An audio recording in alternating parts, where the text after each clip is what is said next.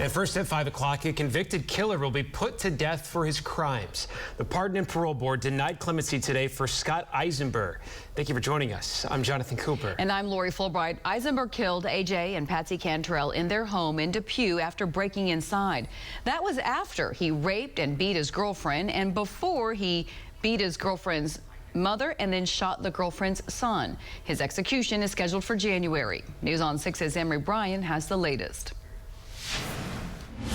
With clemency denied for Scott Eizember, the families of his victims say they'll sleep a little bit better tonight. They already knew that he would spend the rest of his life in prison, but now knowing that his life will be over in January, they say, gives them a different kind of relief. It happened like it needed to. We've gone through so much. Deborah Wyatt says it's her friends and family that have held her up in the years since her parents were murdered. They were there for her during a clemency hearing where death penalty opponents and Eizember's lawyers argued his life should be spared. State prosecutors went over the month of violent crimes that resulted in sentences of life without parole and a death sentence.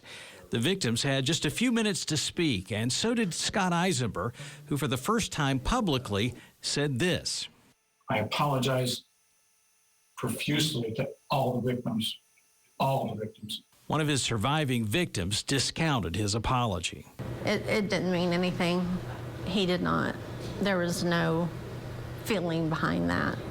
And it's amazing, after 19 years, this is the first time he's ever claimed any kind of responsibility.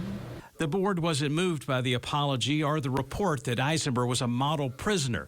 They voted 3-2 against clemency, clearing the way for an execution in January. Today was different. Today felt different. But now I feel like I didn't sleep all night. I feel I can get a good night's sleep now.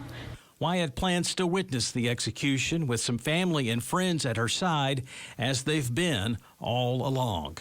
In Oklahoma City, Emery Bryan, Oklahoma's own News on 6.